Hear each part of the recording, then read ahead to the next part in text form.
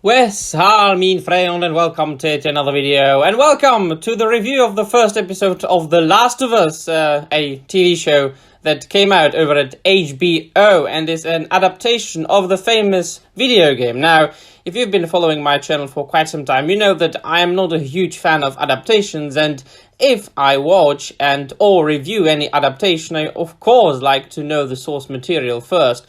But this is a very different case. Now, this is an exception from the rule, my dear friends. I have never ever played the game, but I have heard that the adaptation is very good, at least as far as the first episode goes. And I thought to myself, well, what the hell, I've got HBO Max, so why not watch it? And at the same time, I have ordered the game because I really like to know the source material when I watch an adaptation. I'm kind of a militant person in this way, but you know that if you've been following me. Now, I have to say that going into the TV show, watching the first episode, tabula rasa, as they say, and knowing absolutely nothing about it, well, only the fact that it is a zombie game, kind of, I think, with Joel and Ellie as main characters, and that's all I knew. Well, I like it, of course. Now, what I appreciate mainly about the show, that it brought to the genre a lot of originality, if you know what I mean. Now, I don't know, as of this moment, how much it is faithful to the source material. I shall get better informed until the next, or the third episode. By that time, I might have played the video game.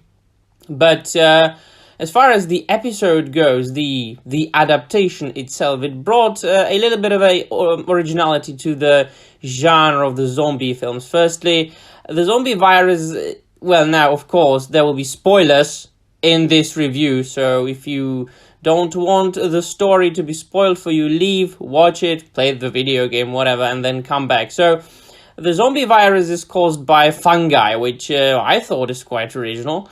And of course, we are dealing with that kind of zombies that are not the slow kind of zombies. Now, this is not anything new. At this point, we have had fast zombies in the genre, for example, World War Z. But it's always kind of more logical to have fast zombies in a zombie film or a TV show, because otherwise, it's quite harder to run from them when they are fast. And then, of course, this time I absolutely loved the time jump. Well, because I didn't know anything about the story, I thought that it would be set at the beginning of the outburst of the virus, right? So they would be, discovering, what it is, and they would be running from the zombies and meeting something like Walking Dead, But no, it was actually jump like 20 years later, and I was like, whoa, nice. So, and then I was shocked very pleasantly even more to find out that the people of the world, or at least of one area in the United States of America, they had established basically a government, a military dystopian government that rules over the people with iron hand. We have gone back to certain things that we had not practiced for a long time, like public executions and things like that. And there is, of course, a rebellion that rebelled against this new regime. And we find our main character, Joel, Pedro Pascal, in the middle of it. Of course, we get to know what happened to him at the beginning, that his daughter, was killed, and that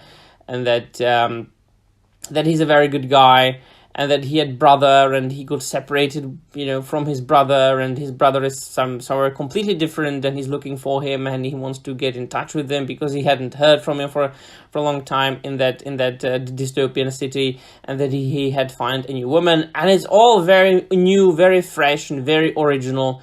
I like Pedro Pascal's acting. Now, you might think whatever you want about him as a person. and what he says on social media, but the truth is that he is a very good actor, and I have enjoyed his acting in every single thing that I have seen. I liked him as who was it? Oberyn Martell in the Game of Thrones. I loved him as Din Djarin in the Mandalorian. Whatever you or I might think about Disney and Disney desecrating Star Wars, his acting, or at least voice acting, of the Mandalorian character was great, and I like him here at least as far as the first episode goes. And that episode was long, let me tell you. It was 80 minutes, I think, an hour and 20 minutes, so like a full film. So apparently there are going to be 9 episodes, if I'm not wrong, adapting the video game. Ellie is being portrayed by that girl who played the Mormont girl in Game of Thrones. So yay, 2 Game of Thrones actors portraying the protagonists in this show. And she's cool as well. I mean, I loved her in Game of Thrones. She as well, she is a great character. Now, I know that in the game, in the second part, or in the remake of the first part, I don't know. You have to tell me in the comments down below, because as of this making of this video, I know nothing about the source material. There was apparently some wokey stuff that a lot of people were dissatisfied about, maybe considering Ellie. I don't know.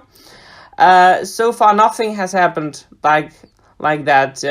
I don't see any woke things in the show. It is quite sad that in this day and age we have to think about, is there anything woke or extreme lefty in this show or not, and can I watch it or not? Well, yes, it is the sad truth of the fact, but no, it's absolutely cool.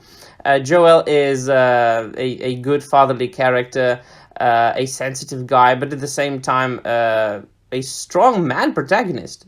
There are obviously strong female protagonists as well in this show. Of course, Ellie herself mainly. But of course, I kind of, absolutely enjoyed the acting of Pedro Pascal there. Other than that, I appreciate the visual aspect of that TV show. They depicted the post-apocalyptic dystopian American cities very, very well. You really have goosebumps. You've got goosebumps, this very unpleasant kind of goosebumps when you look at the city and what had happened to it, and just go, well, it's strange. And other thing that I like is that you kind of realize that there was a jump, right, between 2003 and 2023, 20 years.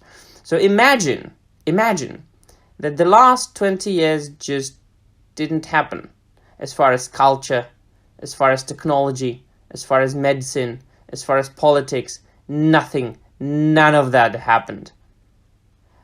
That's a fascinating feeling. In one way, we would have been happier. In another way, we wouldn't have. So the final summarization of this review is, it's for me, as a person who at this point knows nothing about the source material, it's a fresh air, a breath of fresh air into not only the zombie genre, but also into, modern contemporary TV shows as well. I have enjoyed it. It was an action-packed TV show. There was quite a lot of exposition, which is good for the first episode.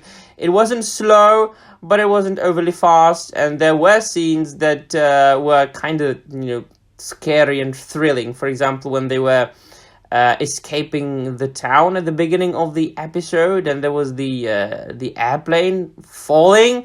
You really felt like, oh gee, that thing, if I found myself in such a situation, I would have been scared out of my pants. And of course, today's society, today's people view zombie films or, pandemic films a little bit differently than 3 or 4 years ago, for obvious reasons.